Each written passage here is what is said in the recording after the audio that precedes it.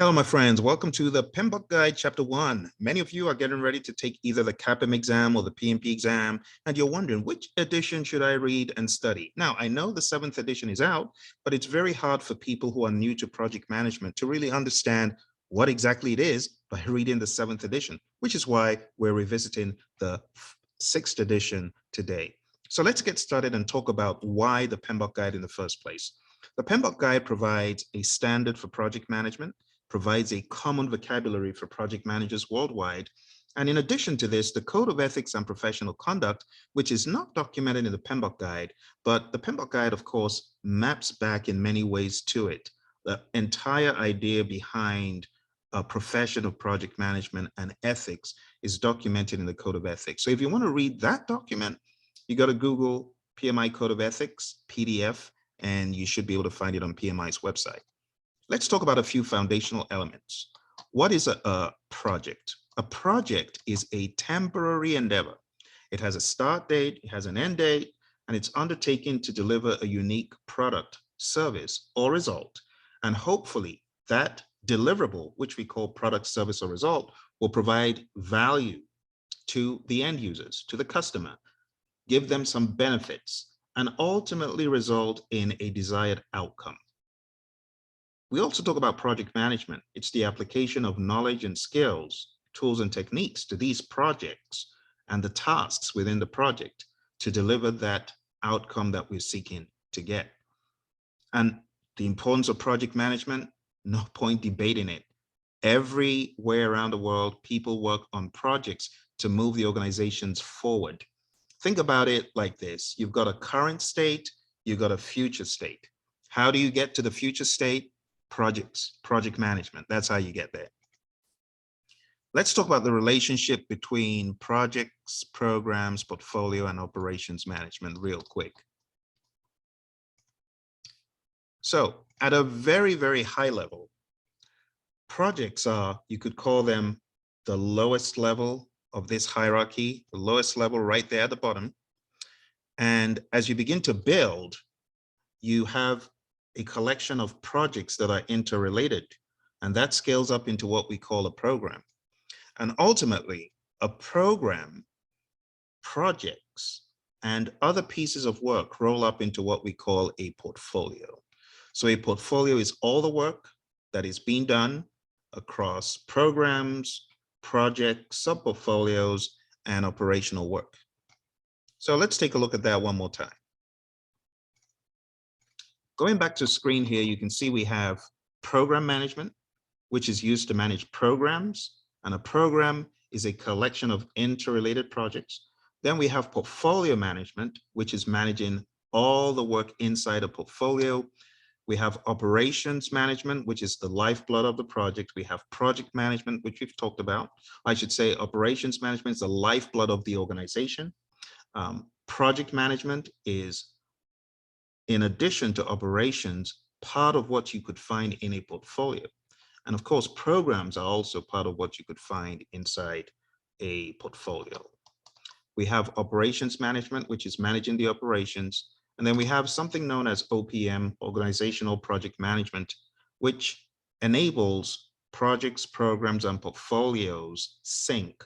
The way we manage them, the way we authorize them, it needs to sync. And we do that in organizational project management. All right, moving on here, still in chapter 1. What are the components of the PMBOK Guide? We have project and development life cycles talked about. And a project life cycle is a collection of phases, such as in a software development life cycle. That's an example of a project life cycle. So things like analysis, design, develop, test, implement, we could group that into a life cycle called a software development life cycle. But we have the actual development life cycle talked about separately. You could also call it the delivery approaches talked about. When we begin to talk about the delivery approaches, we go into things like iterative, incremental, predictive, and so on, ways of delivering projects. Here we also talk about phase reviews. Phase reviews is at the end of a phase, you review the outcome and decide to move forward or not. We have project management processes talked about in the 6th edition, there are 49 of them. We have project management process groups. There are 5 process groups. We have project management knowledge areas. There are 10 knowledge areas. And we also have the topic of project management data and information. It's a very simple concept that is not even just project management related alone. It's just life in general. You have data, and data could be a string of numbers. It could be a string of text. But until you understand the meaning of the data, you cannot glean information. And that's really all that this is saying. All right, so moving on here are the 5 process groups: the initiating, planning, executing, monitoring, and controlling, and closing. And this is not to be confused with phases. No, phases refers to technical work being done: analysis, design, develop, test, implement. Process groups refers to groups of processes. So you initiate the project, that's not doing the work. You get it? That's managing the work. You have planning, you plan the work. Planning the work is not the doing of the work. You get it? Executing the work, making sure that it's been done right, managing the affairs and executing, that is not programming or testing. No, it's different. So we have phases and we have process groups, and they're different. Here's a mnemonic: I prefer extra money, cash. And as far as the knowledge areas are concerned, we have 10 knowledge areas. And the knowledge areas, I've got a very quick mnemonic, as you can see on the screen. I saw 6 Cubans. That mnemonic, okay, for being able to master the knowledge areas.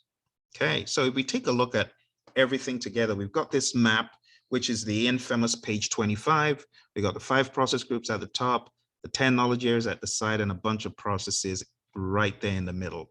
I'm going to help you out by just giving you a quick description of each one of these processes. Develop project charter is really authorizing the project. Identify stakeholders is identifying your stakeholders. Develop project management plan is the collection of all of these plans. So we're going to get plans and baselines from all of these processes under develop project management plan, and then we roll them up into a project management plan. That's really what planning is all about. So this is the amalgamation of everything. This one is developing a plan for scope and requirements, developing a plan for schedule, a plan for cost, a plan for quality, a plan for resources, a plan for communications, a plan for risk, a plan for procurements, and a plan for stakeholder engagement. That's pretty much it in a nutshell.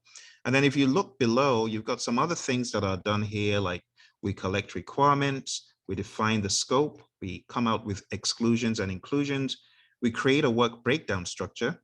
It's like a family tree of the work that needs to be done in hierarchy. We define the activities, we put them in order, we sequence them, we estimate how long the activities will take, we estimate our costs for each activity, we roll them up into a final total, we estimate how many resources we need, what quality of resources, and so on. We identify risks, we qualitatively and quantitatively analyze risks. Quantitative risk analysis is not mandatory, it's optional. We plan how to respond to risk, and that is planning in a nutshell. Going into executing, we integrate everything that's needed to get the project work done. We call that direct to manage project work. We manage project knowledge, we generate new knowledge, we share existing knowledge, we collate lessons learned across the board. We do our quality assurance, that's really code for managed quality. We acquire resources, human equipment, material supplies, facilities. We develop the team, send them for training and team building. We manage the team, we give them feedback, we keep the structure in place, we make sure we provide what they need. Manage communications is communicating. Implement risk responses is implementing the responses you decided to carry out for the risks you identified. Conduct procurements is where we award a contract to a seller or sellers. Manage stakeholder engagement is managing how your stakeholders are engaged. And that takes us to monitoring and controlling. We integrate all the affairs for monitoring and controlling the project in monitor and control project work. We perform integrated change control. This is where we manage change requests coming in and approve change requests. And the whole concept of a change log being updated, that's in perform integrated change control. Validate scope is where our customer inspects our final deliverable and decides whether to accept it or not. Control scope is where we prevent gold plating. Control schedule is where we prevent our schedule from going off course. Control cost is where we keep the costs under control. Control quality is where we inspect the deliverable before it goes to the customer in validate scope. So this actually comes first before this in many an instance. We have control resources for physical resources. We do not use the word control for humans. And that's why where we have monitor communications, we say monitor because we have humans doing it, right? And down here where we have monitor stakeholder engagement, again, it's a human interaction. And here we have monitor risk because who can control uncertainty? So we use the softer word monitor risks, right? Because risks are uncertain events that could impact our project. And there we have control procurements. This is managing the contract. And last but not least, in the closing process group, we have close project or phase, and that is closing out a phase in the project or a project as a whole. And that, my friends, concludes our little review of chapter 1. Make sure you go into the PMBOK guide and read through, understand chapter 1 in more detail. But I can assure you, for anyone starting project management, the best bet is knowing your 5 process groups, knowing your 10 knowledge areas, and the way I went through those processes that you saw just now, the 49 processes rapidly, just do that. There's no need to dwell on it for hours on end. Just get the top of the waves, understand what it means, and move on. All right, in closing, talk about project management business documents. Some of the very important documents for your exam are the project business case, that's on page 33. Page 30, I beg your pardon, it makes a case for the project. The project benefits management plan is on page 33. This is all about the benefits of the project, and it identifies a benefits owner and someone who will be responsible for making sure the benefits are realized. We have a project charter and a project management plan also talked about here. The charter authorizes the project management plan plans how to get the work done, and we have project success measures. And these project success measures, they're talked about in 1, 2, 6, 4. What constitutes success? How do you measure success of a project? All right, and that's chapter 1 for you. See you in chapter 2.